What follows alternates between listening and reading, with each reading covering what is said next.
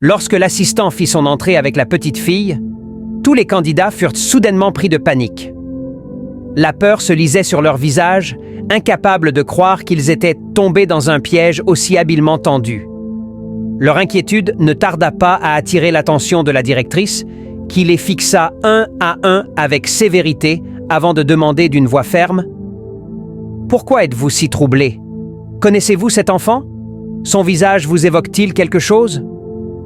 Le premier candidat, visiblement mal à l'aise, s'empressa de nier. « Non, madame, je ne la connais pas. » Mais une femme parmi eux, tentant de se justifier, répondit d'une voix hésitante.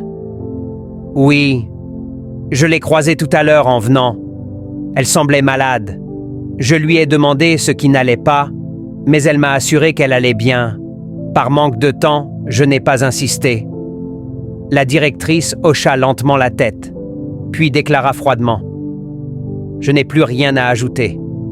Je laisse mon manager vous expliquer. » Le manager prit alors la parole. « Sachez que j'étais là, caché, vous observant un par un.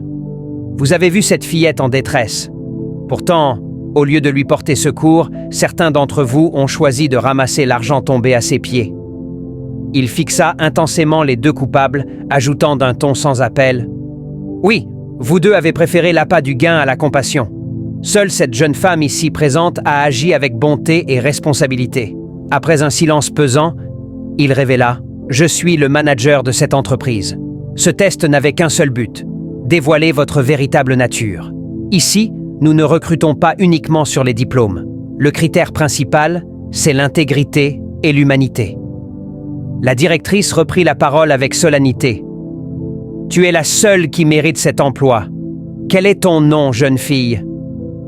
La candidate, rayonnante d'émotion, répondit « Je m'appelle Juliette. » Se tournant vers les deux candidats malhonnêtes, elle leur remit froidement leur dossier en disant « Voici vos documents. Vous pouvez partir. » À cet instant, le manager intervint d'un ton autoritaire.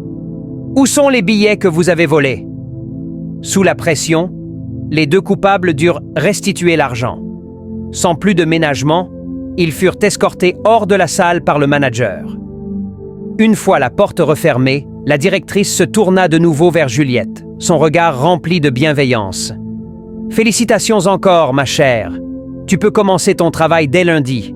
Continue d'agir ainsi et surtout, ne change jamais. » Puis, s'adressant au manager, « Remets-lui $500.